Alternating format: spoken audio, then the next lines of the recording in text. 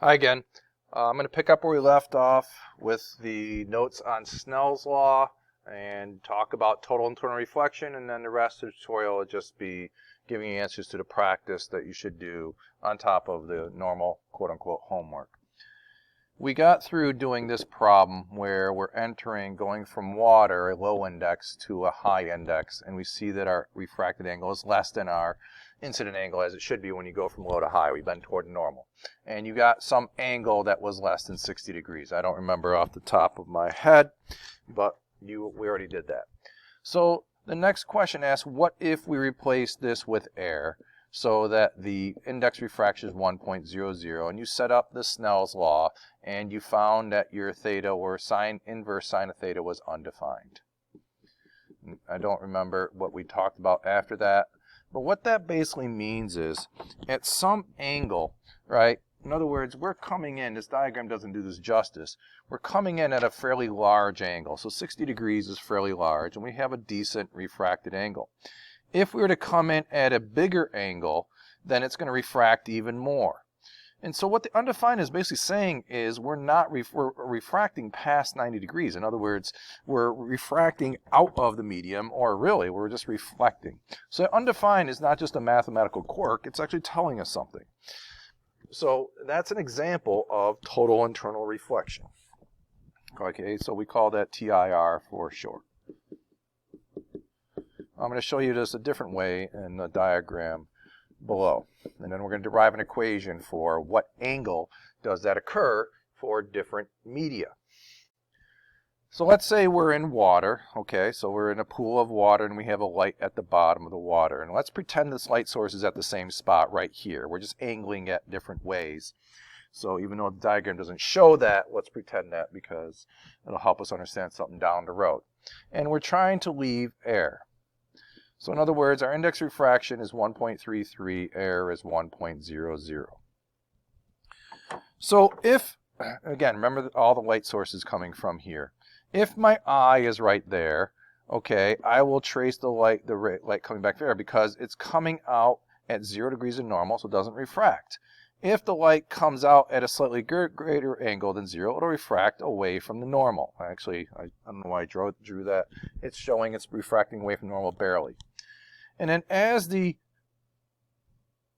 light source rotates, or put another way, as you look at this light source from different angles, right? I can be looking from here, from up here, here, or here, something important happens.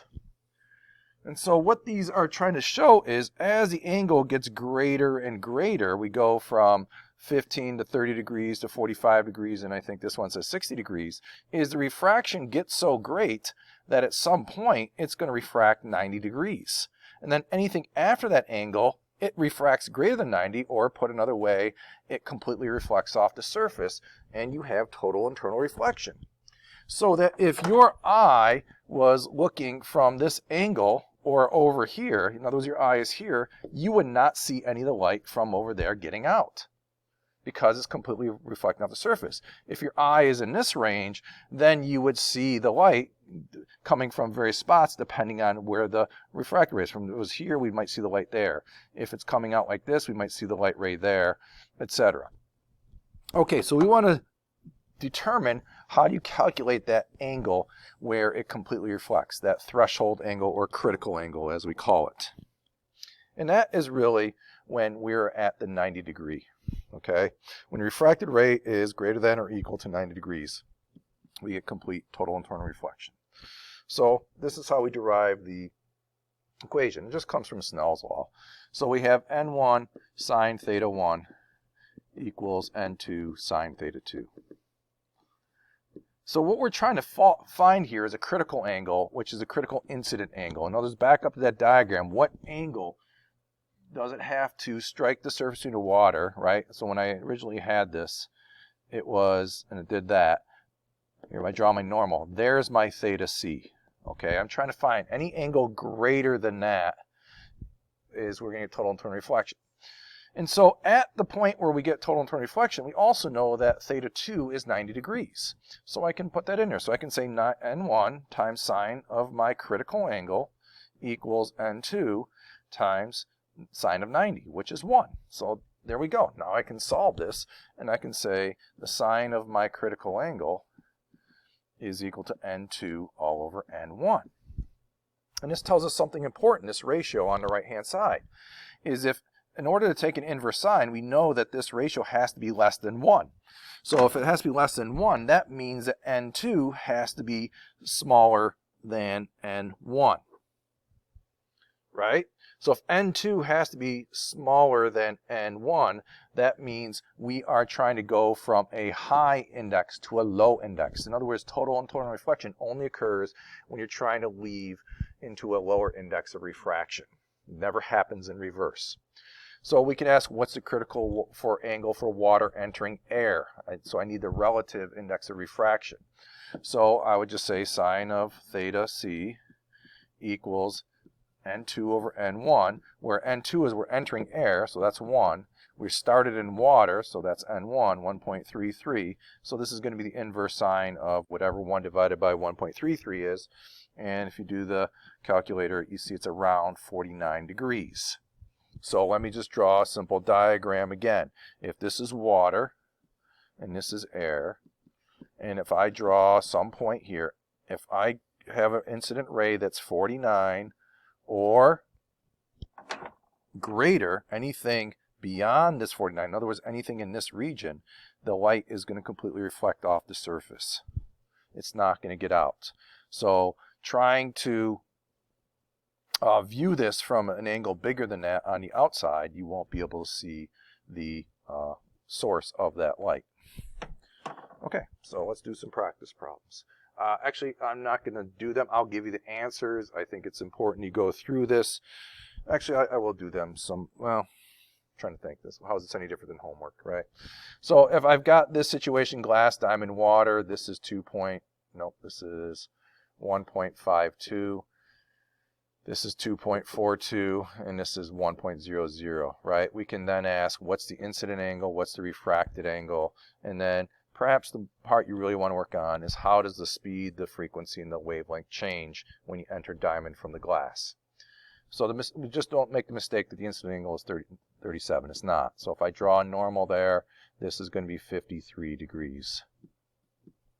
And then if I want to know the refracted angle, that's Snell's law. We expect diamond has a higher index. We're going to bend toward the normal. So we should anticipate our refracted angle to be less than 53. So if you work it out, I'll let you work it out yourself, you will find that that refracted angle is about 19.3 degrees. Okay, so it's much smaller than the incident angle because diamond has a fairly large, nope, I'm sorry, that's wrong. I was looking at the wrong answer. Still smaller, it's about 30 degrees. Okay, and that's because the relative index of refraction between the two is fairly large, so we're going to get a big difference in angles. In terms of velocity, frequency, and lambda, this is basically how you do it. We know that when you enter a new medium, or you should know that, is that F in one medium has to equal F in the second medium. So F was given for one of them. So if I ask what's F in diamond, it's the same frequency. I also know that frequency is equal to velocity divided by lambda in one medium has to be equal to the velocity divided by lambda in the other medium. So I can set up proportions to figure out what the new velocity in lambda is, but I might have to solve for the different velocities prior to that. I also know, so that's one way I could look at that, is that we have the relationship to n2 over n1. That's the easiest thing to relate to, right? Your ratio of indices of refraction is related to your ratio of speeds. It's the inverse ratio, and that's also therefore going to be lambda 1 over lambda 2.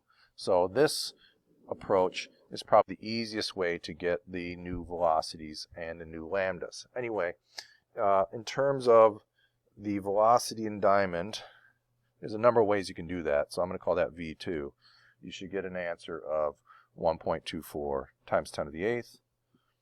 And the wavelength in the diamond is going to be 2.88 times 10 to the negative 7th meters. So wavelengths of light are really, really short. Now, will the beam leave the diamond and enter air? So do another problem where you set up Snell's law, and we're basically solving it at this interface. So the light ray's coming in, and we draw a new normal. We want to know what's going to be the refracted angle. We know it's going to bend away. The question is, will it bend away so much that it completely stays in the diamond? And all you have to work out is, what's this incident angle? That incident angle is going to be related to that refracted angle upon entering from glass. So I'll let you work that out. The answer is no, it won't. So you can show that, but maybe another thing you can do is, what is critical angle for diamond? So you might want to work that out. The answer is, I might be making this up, but I think it's 24 degrees or around there. So if you want to double check that, do so. It's a good exercise. The last one is a nice AP level one. Everything I've done up there would be beginning level. Stuff you want to work on, make sure you have down before you do something like this one. So I'm going to kind of talk to you about it, but I'm not going to solve it. I'll give the answer. So I have a rectangular prism where I have a high index refraction. Let's say 1.87, I think is what is given. 1.82. And so we're entering it from this face. And so when it enters it from the left, it's going to refract, and then it's going to hit the back part, and then it's trying to go from 1.82 to an index refraction 1.00. So if this ray that comes in hits at too big of an angle, it's going to completely reflect. So we want to know what is the maximum angle I can put there so it doesn't completely reflect off of this face there. So you got to do this in a few steps, and geometry plays an important role. So that's why I gave the angles on the acute sides of this right triangle. So the idea is this: when it enters the higher index refraction, you know this is going to bend away from the, or excuse me, toward the normal. So I'm just exaggerating. So there is a little theta. I'm going to call that theta 1. Okay. So theta 1 is going to interact with this face, is going to determine this face, where I'm going to enter at this angle. I want this angle right there, so I'm going to call that theta 2.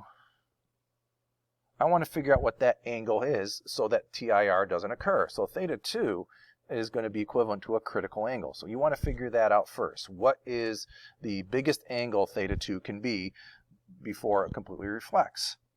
Once I know theta 2, I can use geometry to figure out ultimately what this angle must be. And once I know theta 1, I can work my way backwards and using Snell's law to figure out this theta there. Maybe I shouldn't have done it. That says theta I. So we want to ultimately find theta I. If you do things correctly, you should find that theta I is 31.5 degrees. So it's a good problem for you to work out. Ask questions in class when we next meet.